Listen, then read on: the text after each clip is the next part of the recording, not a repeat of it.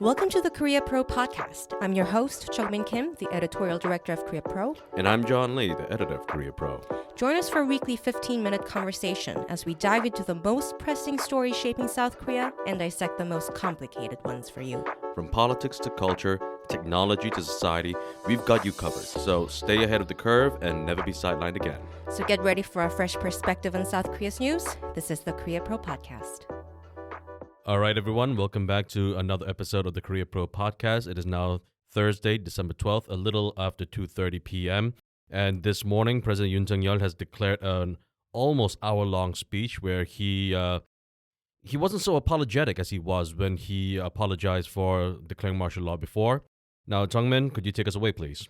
Taking this away, it will require longer than 15 minutes probably, but just some of the main points that he brought up. Basically, he doubled down on the initial points that he made on December 3rd about the justification for the emergency martial law. He basically said that there has been multiple things that he couldn't exactly reveal to the public, including like what he was pretty sure of to be the hacking of the National Election Commission, and that the NEC sort of declined to fully cooperate with the NIS and the spy agency to sort of do a review of whether or not something happened during the general election. And he doubled down again on like whatever the opposition did in his initial declaration, like including like budget issues and like drug-related bills. And he also linked to some instances of Chinese nationals conducting espionage in South Korea.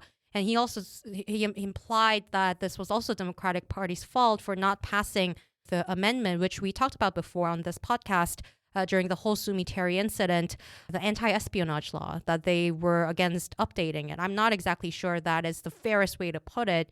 They had different, PPP and DP had different views on how to amend it. And DP was quite adamant about not making it too broad, right? But then he included that as well. His tone, it was very apparent that it wasn't just lawyers who wrote this. We could hear a lot of Yoon Suk-yeol's iconic tones in that, accusing the opposition of basically being anti-state forces. It was very strident. Yeah, it was very strident, and he was not apologetic. And the whole logic, it looked like justifying the situation that needed something as extreme as emergency martial law. And another big point that he brought up was it looks like he was listening to or reading, lawmakers, lawyers, constitutional scholars' points about the legality of the martial law, right? He pointed to issues like, I could have sent thousands of troops like the past martial laws declarations did, like during military dictatorship, but I did, and I only sent, 300? 300. He also said that if he had really wanted to do this, he would have cut off water, electricity, and broadcasting, and he wouldn't have done it on a Tuesday, but on a weekend. Points that I raised actually last week. Maybe he's listening too. If he's listening, I would like to remind him that this was not supposed to be a blueprint. So he was explaining the intention, why he decided to declare martial law. He was saying he sort of repeated the whole reported remarks from Yoon to cabinet members about, a warning sort of measure that he intended. I think that came out when two Hans met Yoon, right? The two Hans being the prime minister and the People Power Party leader. Right. Today on record, he said this was to show symbolically maintain order at the National Assembly by sending a very small number of troops. And he said it was just for 2 hours. How could this be an intention of insurrection or treason? Mm-hmm. So he was very apparently reading stuff about, analysis of like his fate, basically. And I've talked to Joonmin Lee, attorney based in Los Angeles. His take is that it does not look like how this speech will change the minds politically of people who are on the fence. But looking at it from a legal perspective, this could actually count later as evidence of his lack of intention to incite treason or insurrection, but as like based on the perception that there is a genuine threat that the South Korean president has to immediately try to stop. So reading all these, Joon Ha, what was the party reaction from opposition and the ruling party so far? Well, the opposition and the opposition party, first of all, the Democratic Party, they denounced it immediately. They told the press and also the general public that President Yoon's position was just no longer, it was basically just another example of how he's unfit to keep in power and stay in office, and said that they would keep going forward with the impeachment vote, voicing their support for the PPP lawmakers who have come forward and supported the impeachment. How many so far? Right now it's 7. As of Thursday, 2:40 p.m. Indeed, yeah. So one more left for the opposition and the ruling party to conclude to 200 votes on Saturday. It does look like the ruling party has kind of split. The PPP leader Han Dong-hun, he came out just right after, while the floor leader vote was about to happen. Just FYI, the floor leader has been decided to be Kwon Sung-dong, a pro-Yoon lawmaker. A staunch Yoon ally. Yes, and just before that, the PPP's Han Dong-hun, he explicitly stated that this is no longer neither a question. PPP lawmakers should participate in the vote on Saturday, and he has retained the position that he will be supporting the party lawmakers who vote in support of impeachment on Saturday. Whether or not that resonates to the rest of the PPP crowd, the remaining 100 or so, it still needs to be decided. But yes, that is the situation right now. It looks like the People Power Party has been going through some power grab sort of situation in the past 2 days, and it looks like it's continuing. But from DP, what I saw was a speech that was actually quite emotional and repeat of their points so far. But a bit of I do wonder if they have a certain timeline expectation or scenarios where Yoon actually gets away with this, using criminal defense, like defense about his intention. Like there are other scenarios than just impeachment, right? Because people initially thought maybe Yoon might resign after talking to People Power Party. It looks today. like not after today. After that speech, it's pretty clear there's no such thing as voluntary stepping down, because Yoon seems to believe that he did the right thing and he is doubling down on it. He doesn't seem to be compromising either. Right, but even with the impeachment, there are multiple scenarios that our listeners should keep an eye on, because with the impeachment, even if I flagged this a year ago, I think, that even if something happens, when I said something a year ago, I didn't expect martial law, but even if something happens and the parliament passes the impeachment motion, the constitutional court is another problem, right? Right. As others have also pointed out before, there are 3 vacancies in the constitutional court. There has to be 9 justices. There are only 6 right now, and the reason why there are 3 missing is because those 3 seats had to be filled by the National Assembly, but there were significant differences of opinion between the ruling and the opposition parties, and so those 3 seats still remain vacant. So this means that even if the impeachment motion this Saturday passes the National Assembly, it could drag on pretty much. It could drag on for months, and that might be what some PPP lawmakers are privately hoping. We just saw in the news today that the Supreme Court confirmed Cho-guk's 2-year prison sentence. This was actually going to be the biggest court-related news. It was supposed to be, year. but not anymore. But anyway, he's been stripped of his lawmaker status. So the proportional member... So he's a proportional representative. So another proportional representative from his party, Rebuilding Korea Party, will take Cho-guk's seat. But the question is right now, all right, Cho-guk is out of the picture now, but he was always the small fish.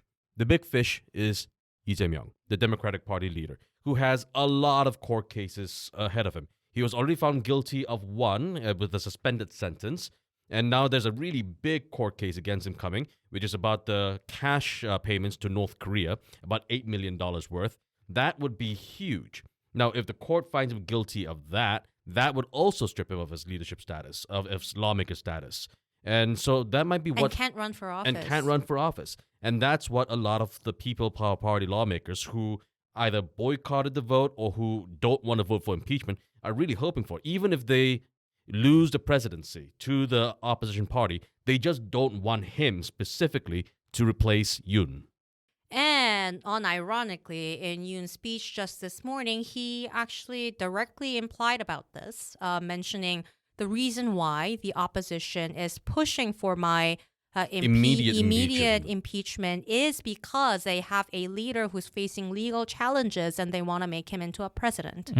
The speech that Yoon gave this morning was just chum for his base. And for the lawmakers who have been wondering should they vote or should they not vote for impeachment, he's just really working on their deepest fears right now. Right, so it's two things going on in that speech probably. One is legal defense about intention, and one is mobilization of the core conservative supporters, right? Exactly. And going to you, Joon Ha, you actually interviewed some people on the streets yesterday. It's actually going on today, Thursday as well, the same one it seems. There is a pro-Yoon, to some certain extent, pro-martial law sort of protest going on right in front of our office. Chuna, can you just walk us through what their main arguments were? Yeah, so I went to this pro-Yoon, pro-martial law rally just yesterday, and one of the individuals I was speaking to, she was part of the Sarangjeil Church, a church near Seongbuk-dong. Is that the pastor Jeong Kwang-hun one? That's the one. Yes, and she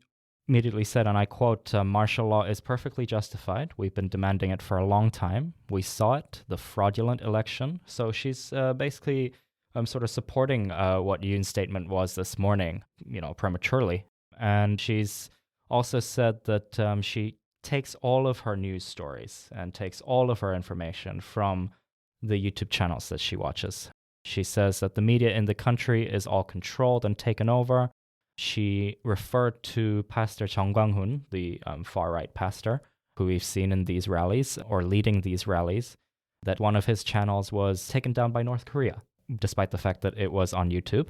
She said that it kept being restricted, and eventually blown up by North Korea. Jeong Kwang-hun TV, however, is still available, and she still watches it. And she said to me that since she's a church member, she did not come out to the rallies at first. However, when she saw the things that President Moon was doing during his presidency, she decided that it was time for her to make her voice heard and come out to the protest. Keep in mind that we are talking about this on December 12th, which is the 45th anniversary of Chun Doo-hwan's coup d'etat. Mm-hmm. Yeah, and just to add on to the other voices in that rally, the people who came up on stage were much louder, and they said that we and YouTube need to stop these people being the opposition party. The media is the biggest problem. There is Chun Gong, who will be leading from behind. Chun Gong being the shaman leader. Yeah, and Yoon Suk-yeol, who's leading from the front. Kwang Ha-mun is ours now. We've been training for this for 10 years. So yes, that is the current situation that we've seen. So it sounds like Yoon's speech this morning would have had some audience that would have been persuaded by that. Definitely. I'm sure that the people in Gwanghwamun today, also who are protesting right now as we speak, were watching that with very deft eyes. But what's the latest poll numbers regarding this? I saw that there was that Real Meter or Gallup? So Real Meter showed at almost 70% of the general public supporting Yoon's impeachment.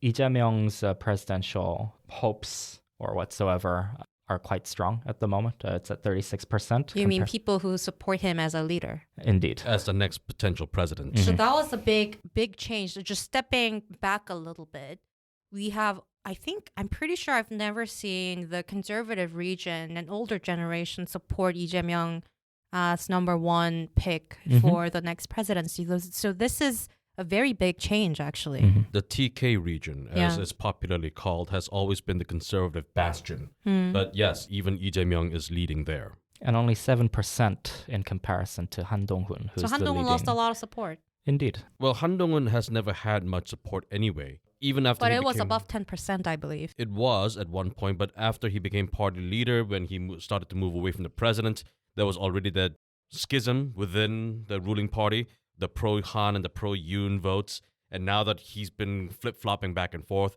whether or not to oppose impeachment, to have this handover of power to the two Hans, and now advocating for impeachment, he's been flip-flopping from nearly on a day-to-day basis. So let's actually summarize for our audience what the flip-flop and another flip-flop and another flip-flop, well, that's difficult, has been. The first flip was after the martial law. He was one of the people who suggested that People Power Party members go to vote down the martial law.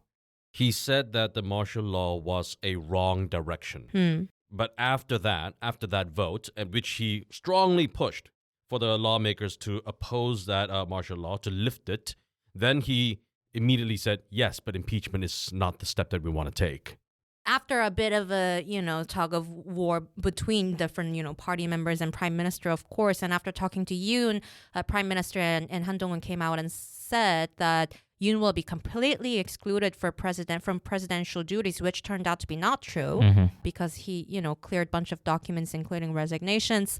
And then after Han saw that Yoon was not actually abiding by the promise, he flipped back again, saying that, oh, actually, maybe we do need impeachment. And then he went back. Saying orderly exit.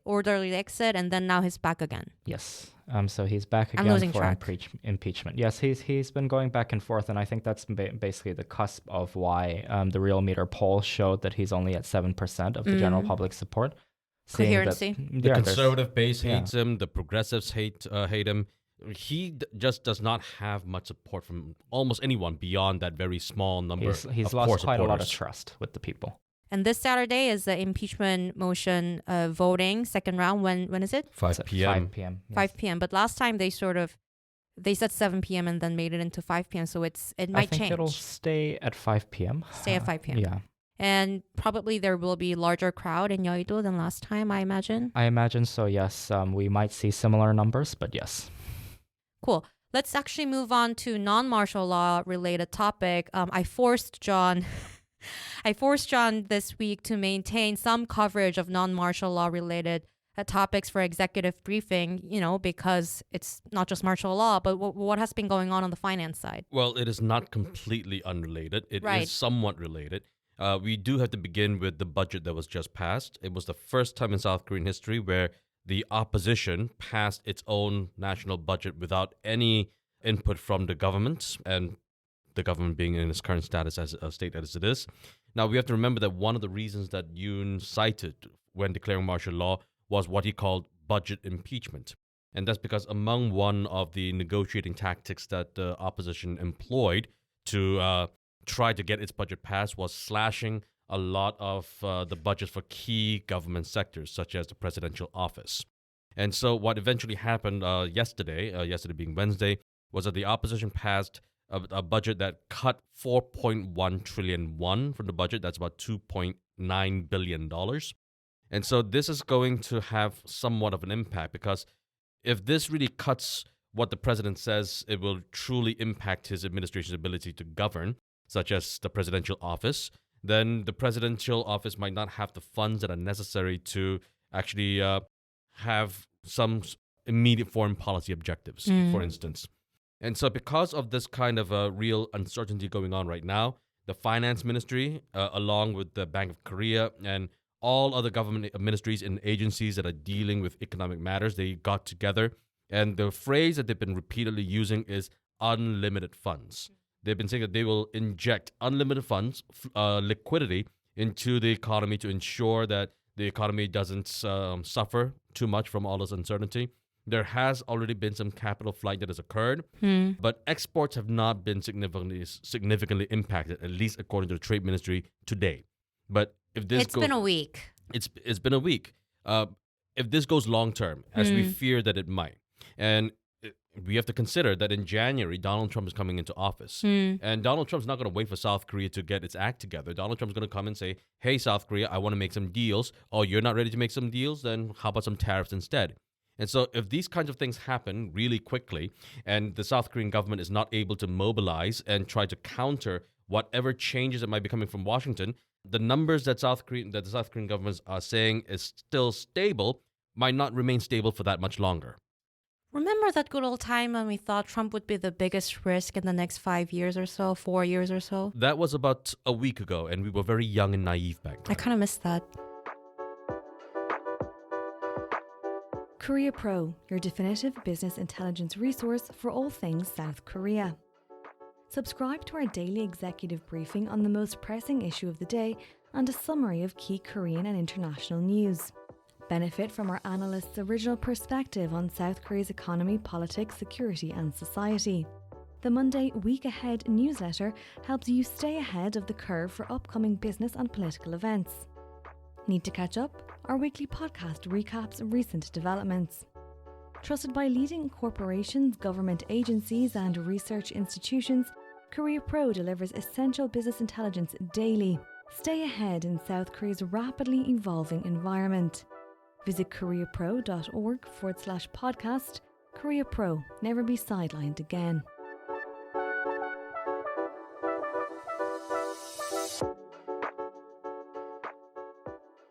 Week ahead. I'm honestly not sure what to mention aside from martial law related things, so here we go.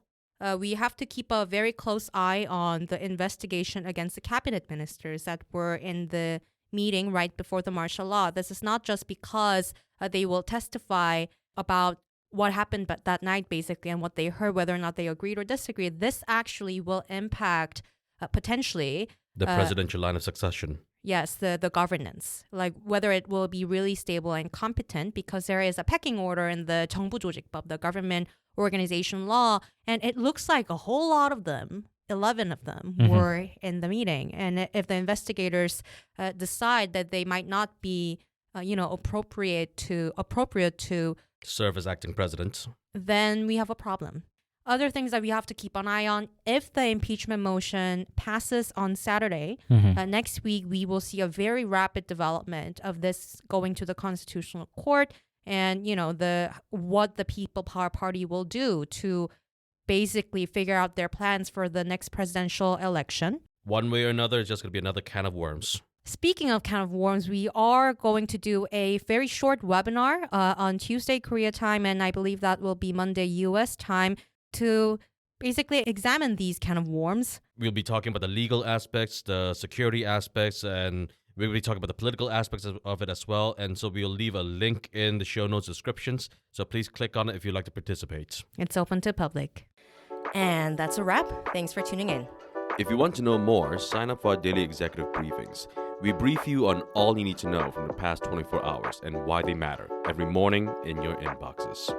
Don't forget to subscribe to our podcast for your weekly dose of insight. And until next time, I'm Jeongmin Kim. And I'm John Lay. Stay connected, stay informed, and we'll see you next time on the Korea Pro Podcast.